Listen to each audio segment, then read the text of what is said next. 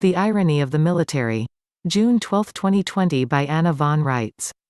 We have cause to know, and have known for a long time, that there are dirty generals and admirals in our military. That is unavoidably true. The military, and most especially, the U.S. Army, has been in charge since 1863, when Abraham Lincoln issued General Order 100, otherwise known as the Lieber Code. If they have been in control this whole time, and they have, it follows that things could not possibly get this messed up, without a significant number of rotten apples at the top, on a generational basis, too. If great-grandfather was a corrupt general in the Union Army, chances are actually pretty good that great-grandson is a corrupt general or colonel, today. This generational corruption is common in all branches of the service. You see it especially in the Navy and the Army, but it has crept into the Marine Corps and Air Force, too.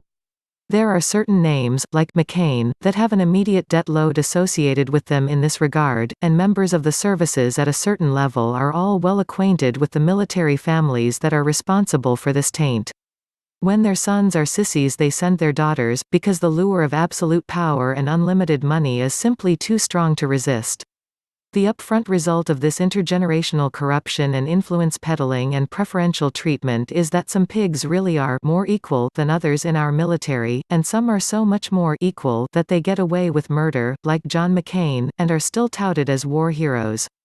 I am using McCain as an example, because his name and story are well known, but there are many, many, many examples of the same thing over the past 6 generations since the end of the Civil War. In addition to this intergenerational military elite corruption that harkens all the way back to the era of Grant and Sherman, we have more modern examples of military corruption that derive from 2 other sources. 1. Special ops carried out by various military and quasi-military subcontractors being used to support criminal activities like drug running, money laundering, human trafficking, espionage, and political assassinations, and 2. Pilfering. If you discount the cost of machinery associated with special ops, loss of planes, helicopters, armored vehicles and such, and just look at the cost of operations, plain old-fashioned military pilfering outstrips special ops 3 to 1. And when you look at the special ops budget, even with the noted exceptions, 3 times that is an absolutely staggering amount of pilfering. It's pilfering far, far beyond the kind of fetching and conning and trading that one knows about and accepts when radar gets on the phone to Sparky. This is pilfering on a scale that would dwarf the combined average GDP of half the countries in the world, combined. And it is all just walking out the door, day in and day out, worldwide. This is not about lifting a few gross of toilet paper or a few thousand gallons of gasoline. This is about unimaginably large thefts of military and civilian supplies being derailed, smuggled, misappropriated, misdelivered, chopped down, rebranded, and resold, and it is not even necessarily being sold via any sleazy back alley black market. Most of the time, it is simply re-entering the supply chain and being sold to outfits like the dollar store and Walmart. This means that you get to pay for it twice, once when it is requisitioned by the military, and again, when it gets siphoned and presents itself for sale at your favorite box store. Because it's the military, and because the military is in charge, there has been no oversight on any of this. This is how Donald Rumsfeld announces blandly enough, that, well, DoD is missing $6 trillion it can't account for. And the talking heads go back to sleep without a comment. This is also the genesis, in a slightly different context, of trade deficits like the one between the US and China.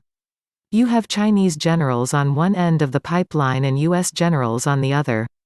How is it that the pipeline just loses $23 trillion worth of content, and nobody knows how, and this deficit builds up for over 2 decades? A leak of over $1 trillion per year? Really? And nobody caught it? It takes hardcore corruption in both military organizations to make it all possible, because, obviously, if the Chinese generals were reporting on the American generals, or vice versa, such a situation wouldn't last a nanosecond. Instead we have General Ziping covering for General Sullivan, fictional names of course, in exchange for fat kickbacks of the gravy, and when the poo finally hits the fan, all they have to do is lie about each other. It's Ziping's fault. It's Sullivan's fault. Obviously, it is both their faults and the fault of the politicians who are supposed to be in charge, and everyone involved was getting kickbacks on a siphoning scheme that large and of that duration. The strange tale of the American national credit runs parallel, only this time the two parties on either end of the drained dry pipeline are the Department of Defense Division of Fiscal Services and the Federal Reserve System. It was a system, all right. The kind that Al Capone would talk about late at night. I hope this tip of the iceberg view of the problem is coming home to you, along with the fact that this criminality has been unopposed because it was the military doing this, and the military has been in charge. All those congressional oversight subcommittees? The inspector generals? The blue ribbon commissions? Nothing but top-dressing to make it look like there was reasonable civilian oversight, when in fact, there has been none since 1863. Nobody has been keeping the books on the military. Nobody has been minding their store. So, ironically, the organization that we have most depended upon and trusted to keep us safe, our vaunted military, is actually the organization that has most betrayed our trust and pillaged and plundered and pilfered us all blind. I am sorry to say it.